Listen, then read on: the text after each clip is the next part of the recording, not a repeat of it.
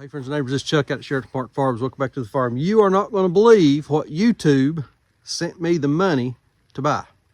Hang out and I'll show you what it is. All right, here it is. This is what YouTube sent us enough money to buy. Talk a little bit more about that here in just a few minutes. But I bought this Wood-Mizer LT40, picked it up about 45 days ago. Actually ordered it almost a year and a half ago, a little over a year and a half ago. Yeah, so we've been on the waiting list for this thing for a long time. But picked this up about 45 days ago. That was about the same time that my dad started getting sick, and we were really busy caring for him and doing all those kinds of things back and forth to the doctor. Not complaining, blessed that we were able to do that, and very thankful that we did. But brought this thing home, parked it here in the shop, and this is where it is set. It's not been started, it's not been moved. We backed it in, dropped the outriggers, and this is where it has set. So, like a kid at Christmas, I'm ready to get this thing out and play with it a little bit. So let's hook it up. Let's get it out. I've got some logs staged. Let's see if we can get this set up. I'm armed with a lot of YouTube information and a set of instruction manuals. So let's get this thing outside and see if we can make some sawdust with it.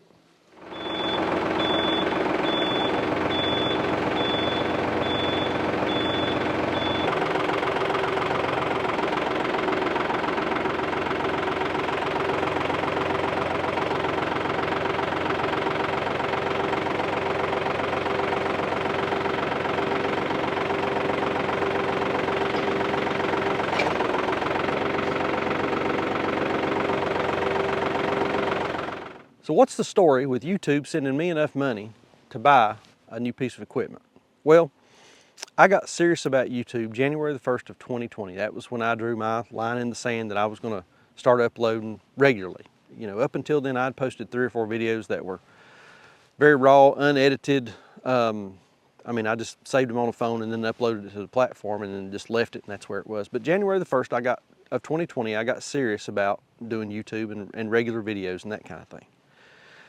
And as a lot of you know, once you reach 1,000 subscribers and 4,000 watch hours, and quite frankly, neither one of those benchmarks are easy to reach. Those are the toughest benchmarks to reach. Once you reach that, then you become eligible for the YouTube Partner Program, and YouTube will share revenue with you for ads that are shown on your videos. Y'all see the ads that pop up whenever the video is playing. We get a portion of the revenue from that. YouTube gets the rest. And then every month, if you earn at least $100, YouTube will send you a check for whatever it is that you've earned for the month. So we reached monetization. It was either July or August of 2020. So it took me about 7 or 8 months, somewhere in that neighborhood, to reach that milestone and for YouTube to start sending me that check. And first month, I think it was 30 or 40 bucks, but then the second month it was over 100. And then I've not missed a month of receiving a YouTube check since July or August of 2020. So every month we get a check from YouTube, and it's direct deposited into the bank. Well, when I first started receiving those checks, I told Sandra, I said, I think I want to save up and buy a sawmill. And she said, okay, that's what you want to do, then you go right ahead. Since then, I've earned enough money to pay for this Wood-Mizer LT40. We'll walk around and talk about the specs, and if you want to go to the website and figure out what I paid for that, then you're more than welcome to. But out of all that money that I've earned on YouTube, it's gone directly into an account that I've not touched. I mean, I've just let it sit. I have bought a couple of pieces of equipment, like a camera and some microphones and just some little stuff. I think I might have spent maybe $1,500 on that kind of thing, but not very much. But for 21, 22, for over 3 years now, I've been disciplined, and sometimes I can be a child and I'm not very disciplined. But for that amount of time, I've been disciplined to leave that money alone and leave it sitting still in that bank account. And we were able to pay for this Wood-Mizer and cover all the costs and have it paid for. So with that money. A little bit of caveat there, we do also make a little bit of money on Amazon affiliate and that kind of thing. Whenever, you know, we post a link to an item and you guys go buy that and use that link, we get a little money off of that. But that's never been a whole lot of cash. But this is sort of a testament to sticking with something, deciding that you're going to do something and sticking with it and not giving up and continuing to plow ahead.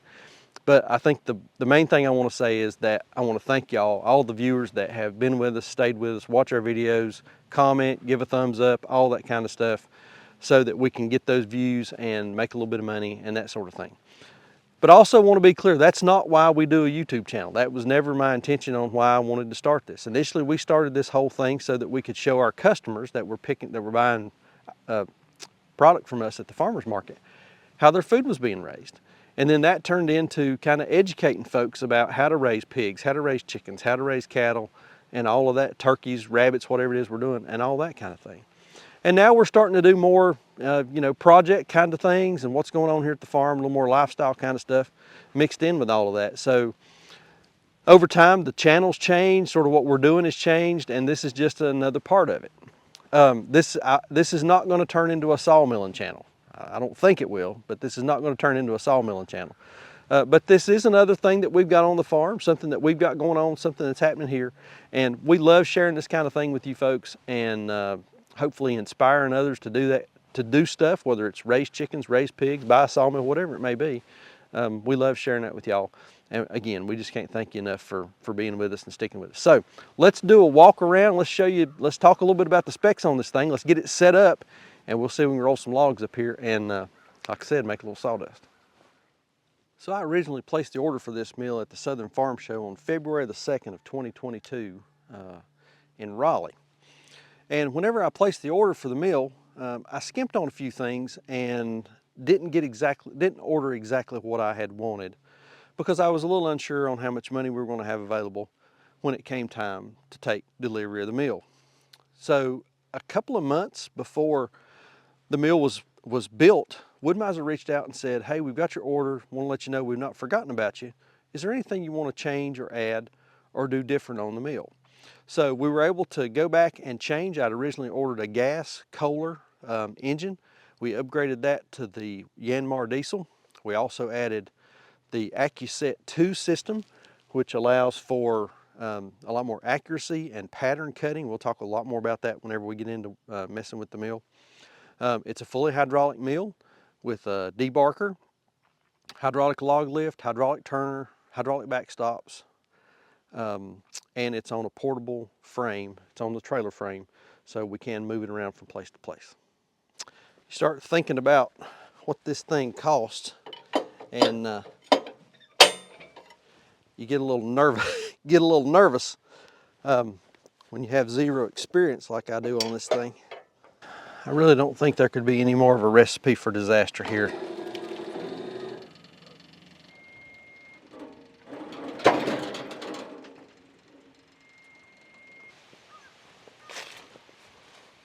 Oh, got the chain. Got the chain. It's got a chain on it.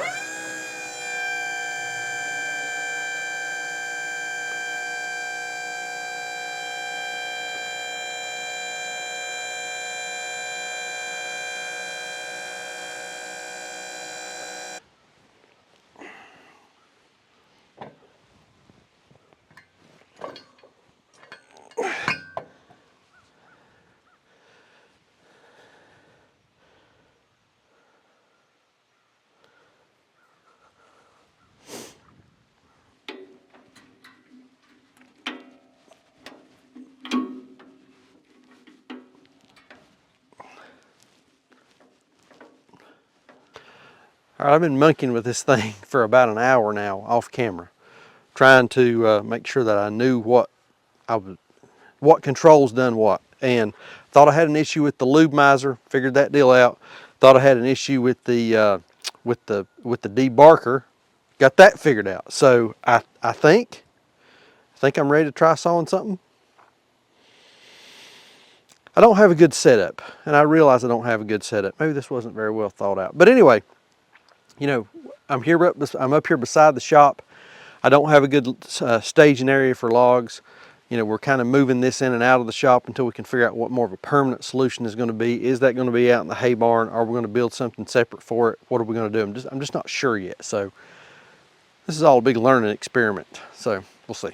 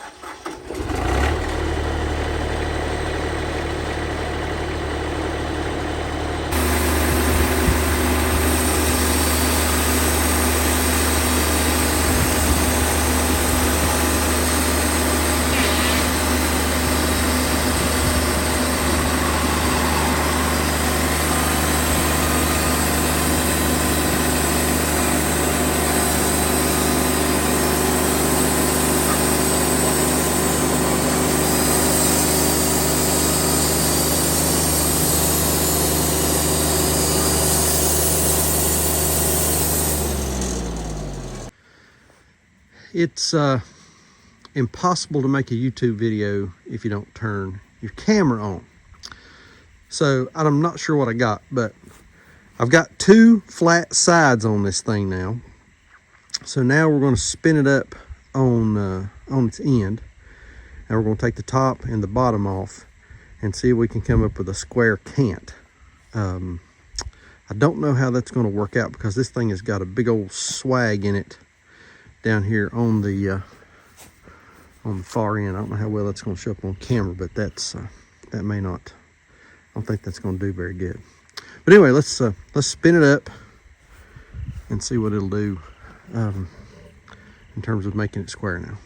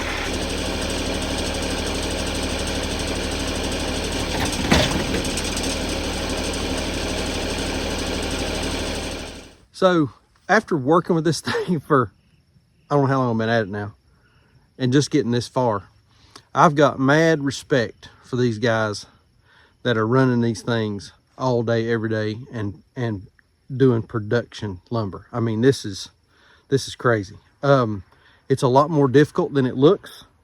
There's a lot of steps involved, a lot of different things that you got to be thinking about. I mean, it's like walking, talking, chewing gum, patting your belly, and rubbing your head all at the same time. So there's just a lot to think about. And I've not even got into trying to get measurements and getting things the size that I want them. So I guess that's probably going to be the next challenge. But, you know, I kind of think about it. If you went back and you looked at that first batch of pigs that we got, that was an unmitigated disaster in and of itself. So this is one of those things I think is going to take repetition. It's going to take time. It's going to take learning. It's going to take some work. This is not easy. It's not easy at all, but it's a lot of fun. It's a lot of fun to try to figure it out and figure out how to make this thing work. So. Well, it sure did make some pretty lumber. I don't know that any of this is usable because the widths or the thicknesses, let's see if you can tell, are absolutely not consistent. So I've got to figure out my blade height adjustment, the up and down on the blade, and figuring out how to get that right. I'm also getting these spots along the side down through here. You can see it on that other board pretty good. It's a little sawdust buildup and it comes right off. I'm not sure what that is or what's causing that, but anyway, but this is, like I said, mad respect for those guys that are doing this. I mean, this is not easy. Going to take a lot of practice. Going to have to spend, get some time, get some lumber up here, get some logs up here, and do some cutting and get this thing figured out. So Yeah. All right, there it is. A lot of fun to use, but it's going to take some practice and some getting used to. Like anything, you know, you don't start out an expert, start out knowing how to do anything. Like I said, when we got our first batch of pigs, that was an unmitigated disaster. And look at us now. We still don't know what we're doing. But anyway, been wanting one of these for a long time. Whenever we used to live 15 minutes that way in another house, and I always told Sandra I'd like to get a sawmill, and she always said, well, you'll get killed with the thing because, you know, they're kind of dangerous. And she was thinking about these big circular saws. And on a previous live stream in here in the shop behind the wood stove, I've got a big circular saw blade. And I remember when I was just a small kid, I mean young, my dad and my grandpa would cut what they called squares. And I think they were like 2x2 or 3x3, and they were like maybe 36 inches long. And they took those things, they'd take a truckload of them at a time, over to Abingdon, Virginia. No, Damascus, Virginia. We would take them over to Damascus. And they were sold to buyers that would then sell them to furniture factories where they would be used for table legs, chair legs, spindles, and that kind of thing. And then I've had a number of uncles and great uncles over the years that done a lot of logging and ran sawmills and that kind of thing. So I've got a little bit of history with it, but nobody in my family has ever used anything quite like this. So totally different world, but enjoy it. And I think there's a lot of projects around here that need to be done. I'd like to build a woodshed. I think we need to build another barn. We're thinking about some other things that we'd like to do here on the property. So I think this is gonna help us be able to accomplish some of those goals and get some of those kinds of things done. So like I said earlier, I really appreciate everybody watching. If it wasn't for the viewers that were watching the videos and watching those ads, and us being able to build this channel and build this community and all that sort of thing, there's no way we'd ever been able to do this, because it's been a lot of work. But glad to check a goal off. Got some other things that I'm thinking about I want to do. So if Sandra, if you're watching this, just keep chucking that money away. We got something else on the horizon. So like we always say, please keep us in your prayers. May God bless you and your families, and we'll see you on the next video.